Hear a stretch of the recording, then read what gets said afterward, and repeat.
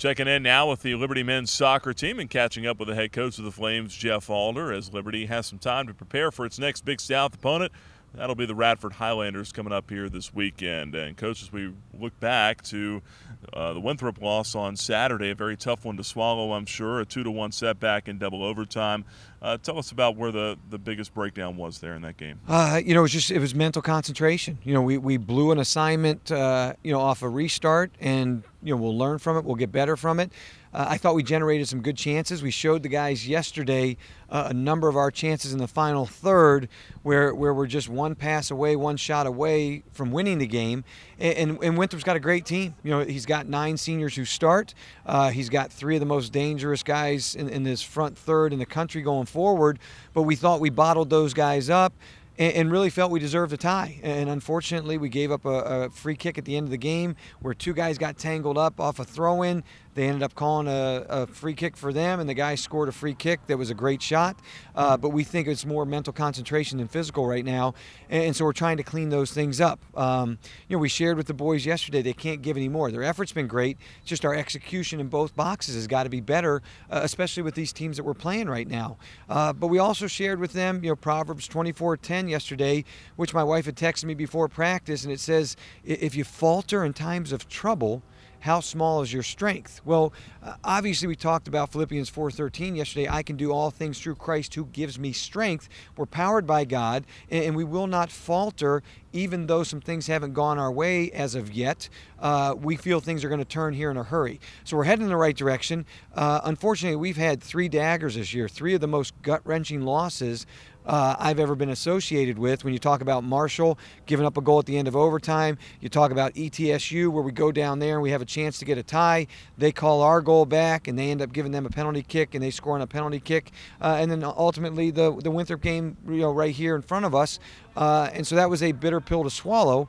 But I think we talked about it yesterday. Disappointment's the catalyst that leads to change, and we just have to change our approach mentally to be a little bit tougher in their 18 and then our 18. A couple of bright spots from the game on Saturday. Kyle Carr scored his first goal of the year, and then also Jeremy Lee had a career-high 10 saves in net. But just kind of give us an idea of those 2 guys and what they've meant. No, Jeremy made big saves, and it's he texted me after the game. He said, "Coach, that goal's on me. That second goal, I apologize." I said, "Jeremy, it's not on you. It's a team thing. We've got to create more chances and score more goals to take pressure off our back 4 and off our goalkeeper, and goals are coming. We've got guys in that locker room that are capable of scoring goals, that are going to score goals, but Jeremy had a big day for us, and we needed a big day for us. On a wet field with 3 tremendous athletes running at us, I thought he did a good job to keep us in the game, and then we had chances to win the game. Unfortunately, the ball just didn't fall. Their keeper made 2 saves at the end that kept them in the game, and unfortunately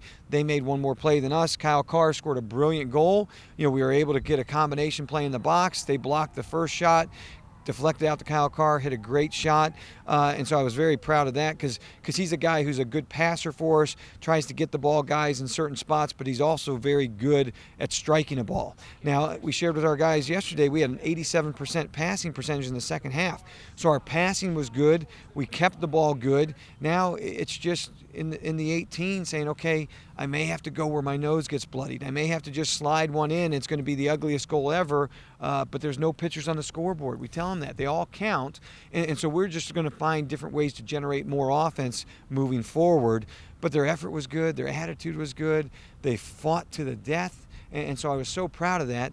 We just haven't been rewarded yet, and that's where I said, guys, don't grow weary in doing good. We got to keep doing the right things and doing things right, and we're going to be okay. Well, coming up this weekend, another big opportunity for you, a chance against a very good Radford team that's 6-1-1 on the year. Their only loss was to a top 25 Georgetown squad.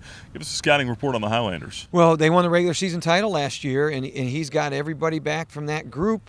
I haven't seen the new polls yet today, but I'm assuming they may be top 25 right now. So he's got a great group. They're physical, they're mature, they're athletic, they're well coached, they're disciplined, but they line up just like we do. I mean, we're capable of playing with any of these teams, and so they're going to be good going forward. They're going to be tight defensively, and so we've got to do a good job of really generating some movement and creating some opportunities. And then ultimately, it's just slowing your heart rate down, picking the right type of shot, and being convicted with what you're doing in the final third. And if that happens, I think our guys are going to like the way this thing ends up.